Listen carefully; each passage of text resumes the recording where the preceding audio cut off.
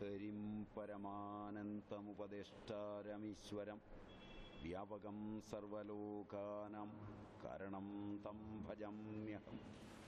ശങ്കരം ശങ്കരാചാര്യം കേശവം ബാദരായണം സൂത്രഭാഷ്യകൃതൗ വന്ദേ ഭഗവന്തൗ പുനഃ പുനഃ.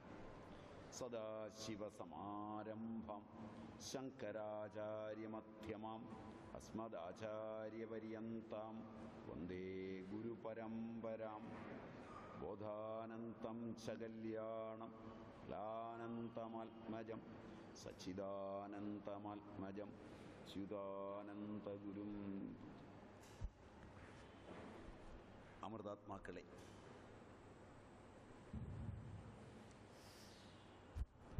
വളരെ ശ്രദ്ധേയമായ ഒരു വിഷയത്തെക്കുറിച്ച് ആണ് നമ്മൾ ചർച്ച ചെയ്യാൻ പോകുന്നത്. ഇതിൻ്റെ ആദ്യ സെഷനിൽ ഇടയ്ക്ക് എവിടെയോ വെച്ച് നഷ്ടം വന്നതിനെക്കുറിച്ചുള്ളൊരു സൂചന ഉള്ളതുകൊണ്ട് ഒരു വാക്ക് അതിനെക്കുറിച്ച് പറഞ്ഞിട്ട് കടന്നു പോകാം എന്ന് വിചാരിക്കുകയാണ്. ത്രൈവർണികരുടെ ലോകമാണ് ഷോഡശ സംസ്കാര ക്രിയകളോട് കൂടിയത്. വളരെ പൗരാണിക കാലം മുതൽ ഷോഡശ സംസ്കാര ക്രിയകൾ ശൂദ്ര വിഭാഗങ്ങൾക്ക് പറഞ്ഞിട്ടില്ല. അതിൻ്റേതായ കാരണങ്ങൾ അതാരെങ്കിലും നിഷേധിച്ചതോ മാറ്റി നിർത്തിയതോ ഒക്കെയാണെന്നുള്ള ഒരു വാദത്തിലാണ് ജനങ്ങളെ ഭിന്നിപ്പിക്കുന്ന ആധുനിക ചിന്തകൾ പലപ്പോഴും കടന്നു പോകുന്നത്. കേരളമാകട്ടെ ഭാരതത്തിൻ്റെ ഇതര ഭൂവിഭാഗങ്ങളിൽ നിന്ന് കാലാവസ്ഥ കൊണ്ടും ജീവിത രീതി കൊണ്ടും ആഹാര നിയമങ്ങൾ കൊണ്ടും വേറിട്ട് നിൽക്കുമ്പോൾ കേരളത്തിൽ ത്രൈവർണികരുണ്ടായിരുന്നില്ല എന്ന് ചരിത്രം പരിശോധിച്ചാൽ ഏതൊരാൾക്കും ബോധ്യമാകുന്നതാണ്. ത്രൈവർണികരെല്ലാം ബ്രാഹ്മണർ, ക്ഷത്രിയർ, വൈശ്യർ, ഇതിലെ ഗോത്രങ്ങൾ ഏതെങ്കിലുമൊക്കെ കേരളത്തിൽ ഇന്നുണ്ടെങ്കിൽ അവരെല്ലാവരും തന്നെ വെളിയിൽ നിന്ന് വന്നിട്ടുള്ളവരാണ്.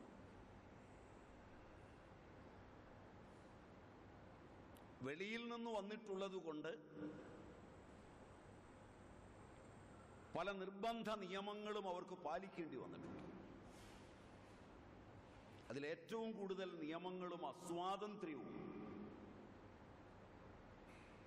ഇവിടേക്ക് കടന്നു വന്നിട്ടുള്ളവരുടെ സ്ത്രീകൾക്കാണ് നേരിടേണ്ടി വന്നിട്ടുള്ളത്.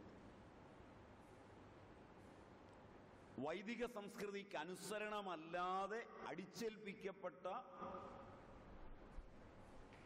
നിയമങ്ങളും അസ്വാതന്ത്ര്യവും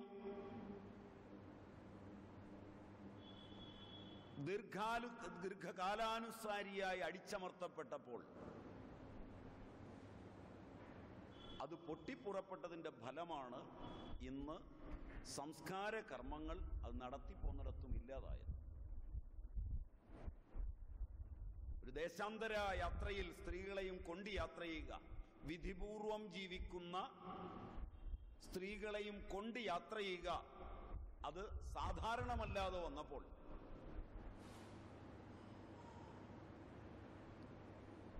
സഗോത്രയെയും സവിണ്ടയെയും വിവാഹം കഴിക്കില്ല എന്ന നിയമവും വന്നപ്പോൾ ഭിന്ന ഗോത്രങ്ങൾക്ക് യാത്ര ചെയ്താൽ മാത്രമേ പുതിയൊരു ദേശത്ത് തങ്ങളുടെ സംസ്കാരത്തിനനുസരിച്ചുള്ളവരെ നിലനിർത്താൻ പറ്റൂ എന്ന് വന്നപ്പോൾ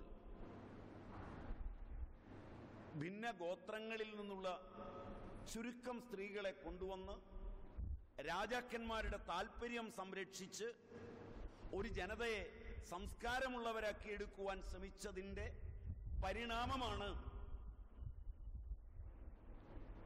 അഗ്രജൻ ഒഴിച്ചുള്ളവർക്ക് അന്യ സമുദായ സ്ത്രീകളുമായുള്ള ബന്ധവും മറ്റു കാര്യങ്ങളുമൊക്കെ രാജാവ് അനുവദിച്ചു കൊടുത്ത തലങ്ങളിൽ രൂപാന്തരപ്പെട്ടതും അതുണ്ടാക്കിയ വർണ്ണ മിശ്രവും അതുണ്ടാക്കിയ ബൗദ്ധികതയും അതിന്റെ പരിണാമവും ബീജത്തെയും ബീജഭാഗത്തെയും ബീജഭാഗ അവയവത്തെയും അടിസ്ഥാനമാക്കി ചർച്ച ചെയ്യേണ്ട ഒരു സമയം സമാഗതമായിട്ടുണ്ട്. അത് മാറ്റിവെച്ചുകൊണ്ടുള്ള എല്ലാ സാമൂഹിക ചർച്ചകളും മാനവനെ കൂടുതൽ കൂടുതൽ ഭിന്നതയിലേക്ക് നയിക്കും എന്ന് ഓർമ്മിപ്പിക്കുവാൻ മാത്രം ഈ അവസരം ഞാൻ ഉപയോഗിച്ചുകൊണ്ട് ആദ്യത്തെ സെഷനിൽ നിന്ന് കേട്ട അല്പഭാഗം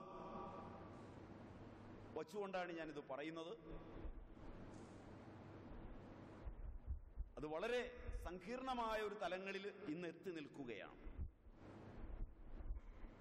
അവിടെ ഇതര സമൂഹങ്ങൾക്കെല്ലാം സംസ്കാരക്രിയകൾ രൂപാന്തരപ്പെടുത്തുമ്പോൾ വ്യത്യസ്തങ്ങളായ തൊഴിലുകൾ, വ്യത്യസ്തമായ ജീവിത രീതികൾ, ഇവയുടെയൊക്കെ അടിസ്ഥാനത്തിൽ ഇന്ന് ജനാധിപത്യ പ്രക്രിയക്കകത്ത് തന്നെ ഉത്തമ ബ്രാഹ്മണ്യത്തിന് പോലും ഈ സംസ്കാര കർമ്മങ്ങളെ ഉൾക്കൊള്ളാൻ പറ്റുമോ എന്ന് ആലോചിച്ചും നല്ല പോലെ പഠിച്ചും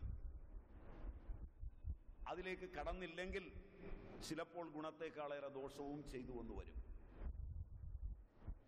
അത്രയും ഞാൻ ആദ്യം സൂചിപ്പിക്കട്ടെ. ഇനി നമുക്ക് നമ്മുടെ വിഷയത്തിലേക്ക് കടക്കാം.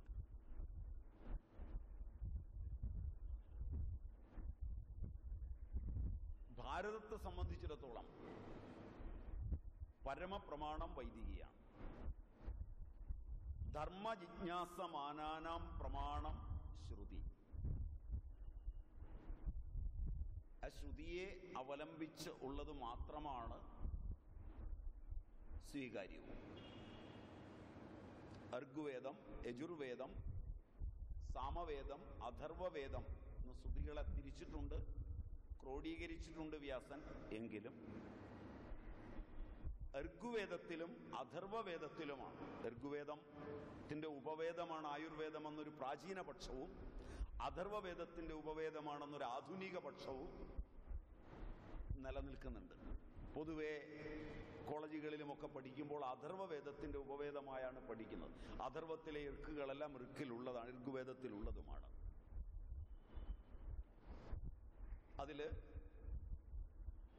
വൈദിക കാലത്തു തന്നെ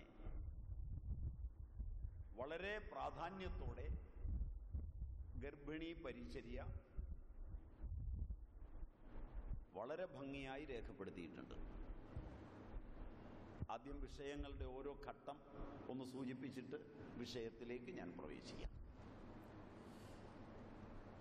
ഋഗ്വേദത്തിൽ അതിൻ്റെ അംശങ്ങളുണ്ട്, യജുർവേദത്തിലുണ്ട്, അഥർവവേദത്തിലുണ്ട്.